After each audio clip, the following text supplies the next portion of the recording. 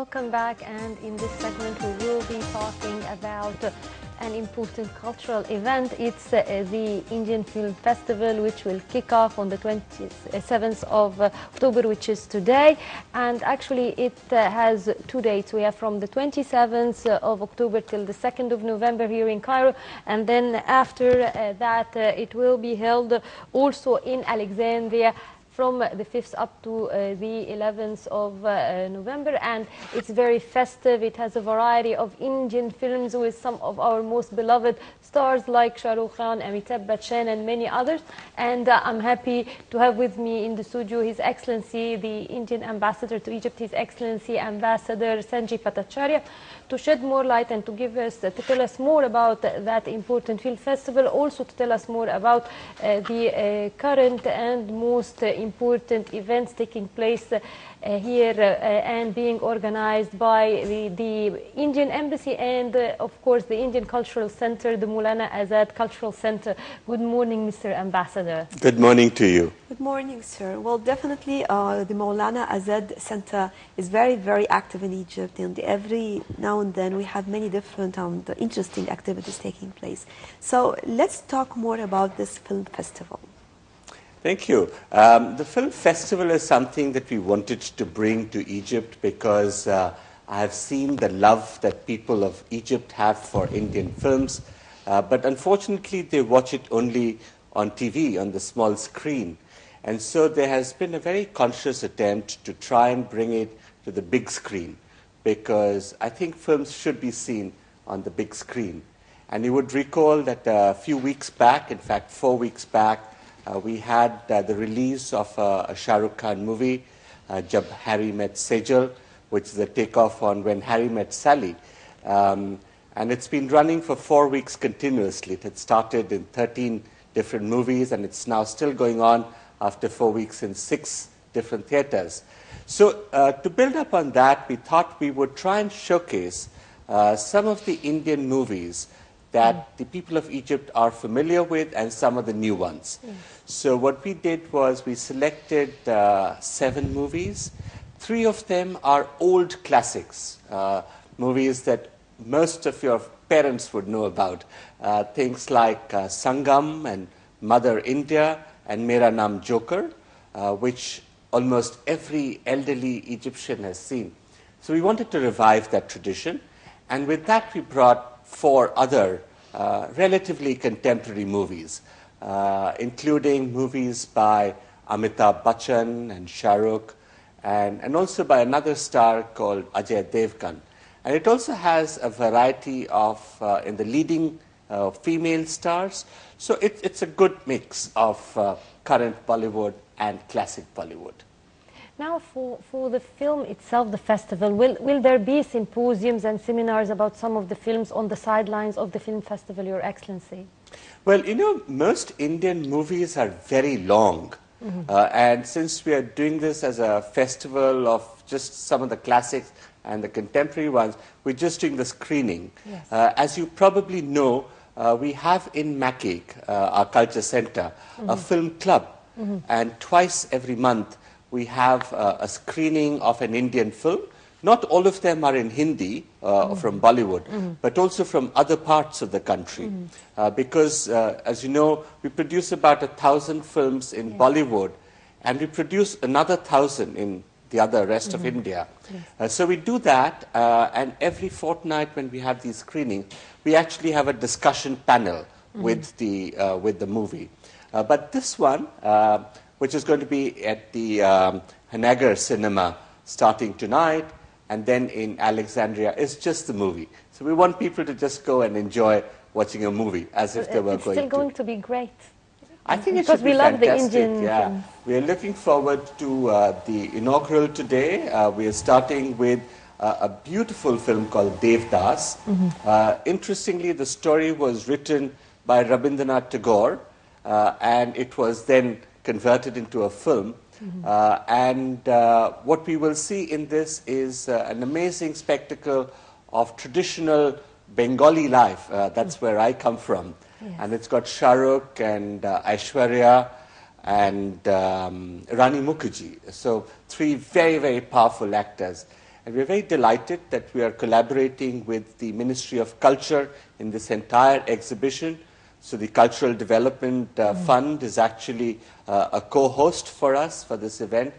And this evening's event will have Rania Farid Shauki coming as our chief guest. She is a remarkable actress herself, and of course her father is a legend in Egyptian cinema. Well, of course, when it comes to drama in general and arts, as you mentioned, it is one of the best tools to bring nations together. And I think if you want to know anything about a lifestyle or culture of any country, just by watching some of its movies, I think this will give you a general idea. I don't know how far you agree with me. I agree. I think that's so true because the movies depict the social scenario. It talks about love and romance. It talks about, the mysteries. And it gives you an opportunity to visit the country. What we have found is that in addition to the Indian cinema, we are having a growing presence of Indian TV serials coming into Egypt, as they are in many other parts of the world. And we have taken a very conscious decision to encourage these and to have them dubbed appropriately.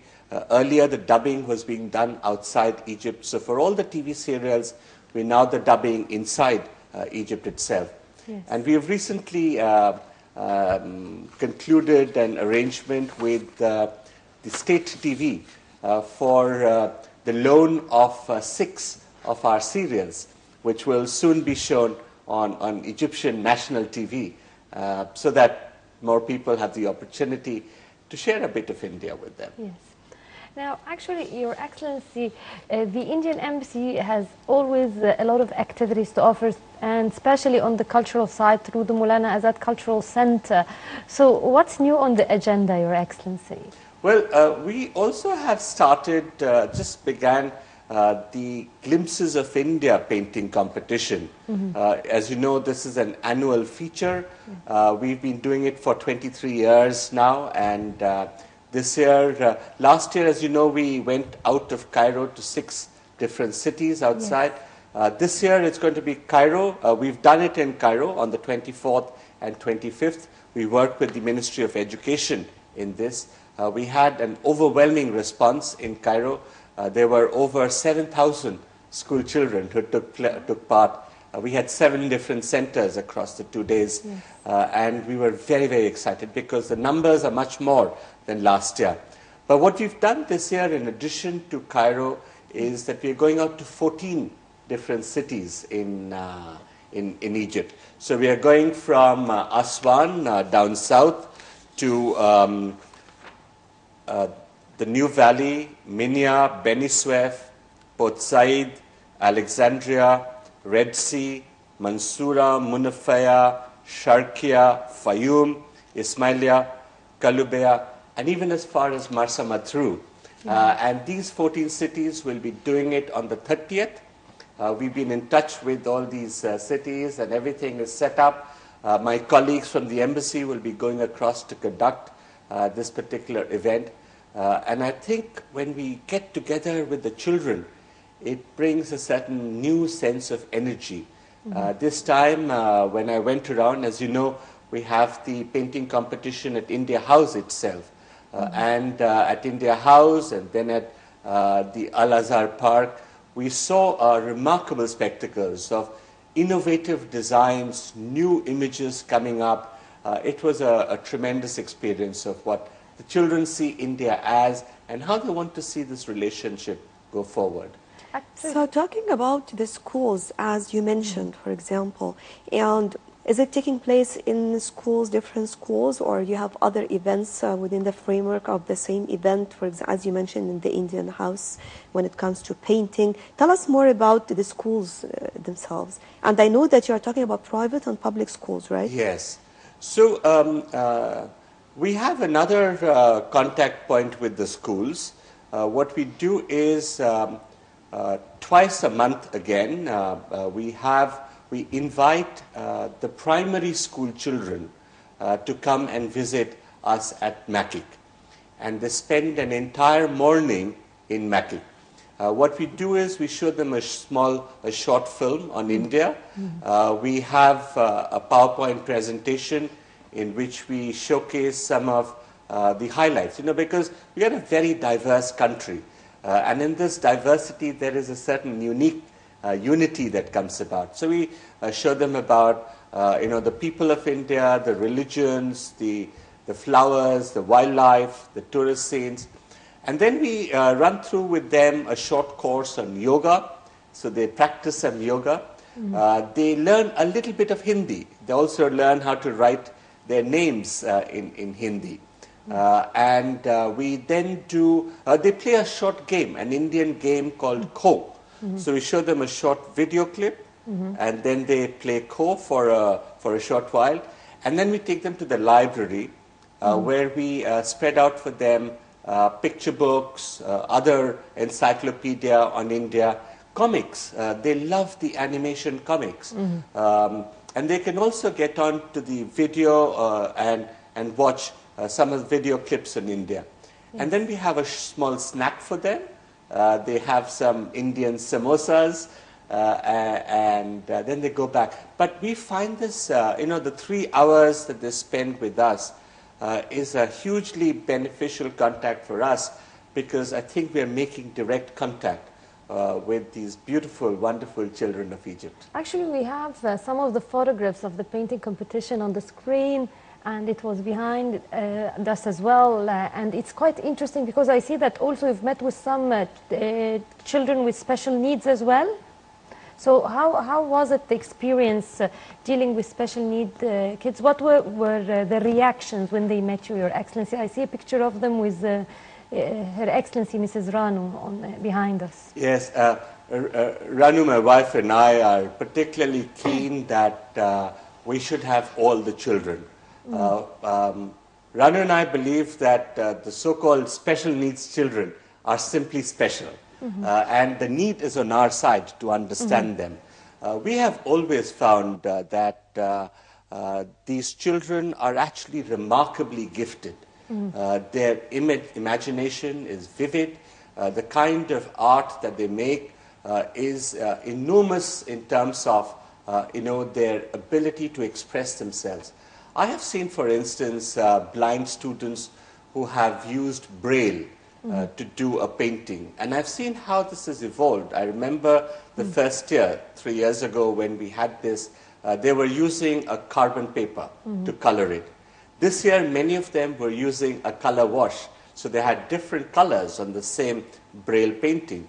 The second technique that some of these children have been using, and they come up with absolutely beautiful images, is they use plasticine, like plastic clay of different colors. So they work with the teacher, they call out a color, and then the teacher hands them that colored plasticine, and then they work out. And they do beautiful images of mountains, of animals, of birds, rivers. It is just magnificent. And the amount of love that we get from these children is something that Ranu and I truly cherish. We have them in our house, at India House, every year, and it is, I would say, the most delightful day of the year for us. Talking about, because you were talking about also the culture in general and how you are giving more information to the children about India in general, because we're talking about different aspects as we can understand. So how did they receive it, and how did they receive, for example, the Indian movies, the Bollywood? Because usually these movies, I'm just talking about both of them, film festival and arts, because they are very much related, and the movies are very, very special. Usually in any other movie, you will find a movie about a romantic movie, a movie about revenge, action, but in an Indian Bollywood movie, you will find all in one movie. And this is something, it's very unique. I didn't see it elsewhere. Yeah, I think the classic Bollywood movie is one in which you have the perfect combination of love and romance, of a little bit of action. There will be a bit of mystery. And the best thing is that it all ends very happily. And dancing as if well. it doesn't end happily, it is not Bollywood. Well, this is what they used to say. And I think that's a beautiful part of it, because in many ways, come to think of it, our lives are actually quite difficult, quite stressful, and we have to adjust with so many things.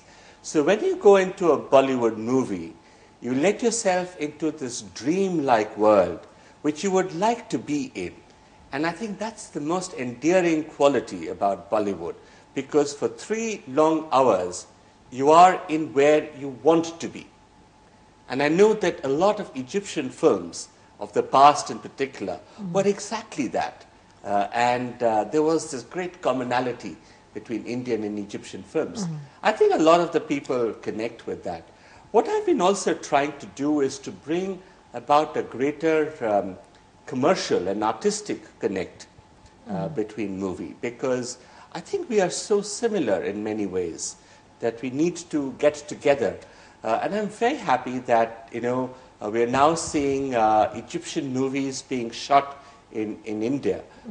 There's a movie called Love in Cairo, which has an Egyptian star, the actor, and the leading girl is from India. And it's being shot both in Egypt and in India.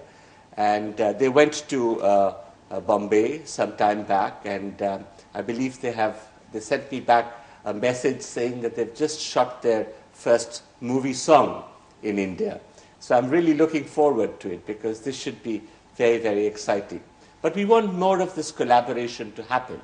For instance, when we have the film festivals, this would be a perfect opportunity for bringing the 2 film cultures together. Yes.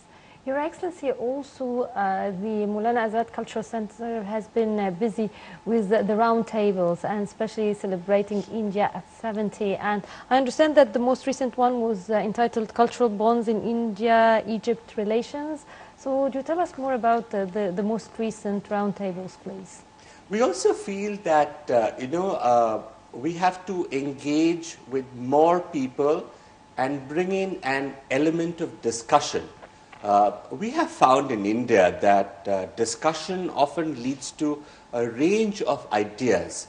And then from within those ideas, policymakers, the governments, for instance, would be able to cull out and refine how to implement policies. Because at the end of the day, everything that we do is meant for the people of that country. So the round table is one such exercise, to have an exchange of ideas between India and Egypt. And in all cases, I've found that there is something that both sides have to share about their experiences, and something which they both learn. We have a range of issues that we have done this on. The next one, for instance, is going to be on renewable, which is going to be very early next week, in fact. So it's going to be on renewable energy, something that both India and Egypt would like to have in greater measure, because it's a cost-effective measure, it responds to the needs of climate change. We are going to have a group of experts from Egypt and an Indian expert who is coming in for this particular event. So through events like this, we stimulate a dialogue process between the 2 people. And I think that's what we need at the end of the day. Yes. And also about festivals. I mean, if we are talking about film festival, do we have children film festivals as well? Yes. Festivals, of course, are something that we love to do in India. We have festivals like Holi and Diwali. In fact, we've just celebrated Diwali, and then Dussehra just before that. Indians love to enjoy themselves. They live with the nature around them. They live with the society, the family around them. And all that gives vent to this expression of happiness. We also love our friends and brothers and sisters in Egypt. And so that is why we bring our festivals across. The other important thing when we bring festivals across, particularly to a country like Egypt, is that we would wish to constantly update what are the developments that have taken place. So it's not just what the classical tradition is. That's very important. But there's a lot of contemporary development. So as you know, our flagship event is the India by the Nile Festival. We are deeply engaged in it right now, and it sounds very promising because we have blocked many of the stars and the shows. We are currently in the process of blocking space. So India by the Nile next year will be earlier, so it will be in March, and we will have, I think, if I'm not letting out a secret already, we are planning to do the first major fashion show over here. And we will have the leading fashion designer of India coming with his creations. He's extremely well known and popular in Europe and America, but this will be his first time in Egypt. On the classical music front, we are hoping to get Amjad Ali Khan, who is the greatest. He's a living legend. He plays an instrument called the sarod. He is to sarod like Ravi Shankar is to sitar. So he is really one of our greats. But we'll also have a mix of various other things. So we will have contemporary music, which we will take out to the youth, to the universities. We've always engaged with them, and a variety of other things which are still in the making. Now, the embassy and the center collaborate with a variety of entities, including that of the Indira Gandhi National Center for the Arts. Now, actually, Gandhi is very, very, of course, he's popular all over the world. He's an important leader. But in particular in Egypt, there is this unique relation between Gandhi and Egypt. So would you tell us more about the cooperation with that center and also about the celebration, the annual celebration of Gandhi, please? Yeah. So October is the month that Gandhi was born in. As you know, we have 3 national holidays. The birthday of Gandhi, who's the father of the nation, our Independence Day and our Republic Day. So Gandhi is really right there in the minds of all people in India, and in fact, many parts of the world as well, because the essence of Gandhi is something that transcends time and transcends boundaries. His message is eternal, because it's a message that is based on adherence to truth. And when you adhere to truth, you are non-violent. When you're non-violent, you have a culture and a belief in love. And I think that's what makes a society prosper and evolve and be dynamic. So Gandhi for us is very integral to our lives. This year we did a number of events related to Gandhi. We had collaborated with the Egyptian Caricature Society for an exhibition of the caricatures of Gandhi. We had 72 contributions from 24 different countries, and we put them together in a book, as we usually do. And we called it The Spirit of Gandhi, because the spirit of Gandhi never dies. And Farhad Goma, who is the head of the Caricature Society, had inaugurated that exhibition. We also held an online competition on Gandhi with contributions from very many, and we gave out the prizes. There were so many people who had all the answers correct that we had to have a lucky draw to win out, to pick out the winners. And then a few days back, we did a short skit on Gandhi, which was done through how Gandhi's message is not relevant only for a particular religion, but it is a message which is for all humanity. We've put it out on the YouTube video of the embassy, so you can see. It's a beautiful one in which people of different faith interpret Gandhi, but at the end of the day, they find that they have actually discovered the same thing, which is the message of love. Well, I'd like to thank you very much. Thank you very much, Your Excellency, Ambassador Sanjay Bhattacharya, the Indian ambassador to Egypt, for this delightful and important interview. And hopefully, also we're very thankful for the Indian Film Festival, and hopefully we will be attending it as well and covering it. Thank you very much for this interview, Your Excellency.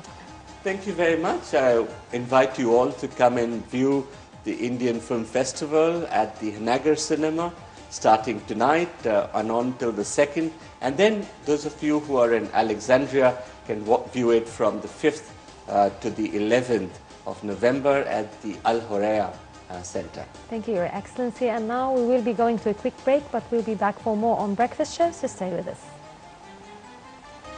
Thank you, Your Excellency. Yeah.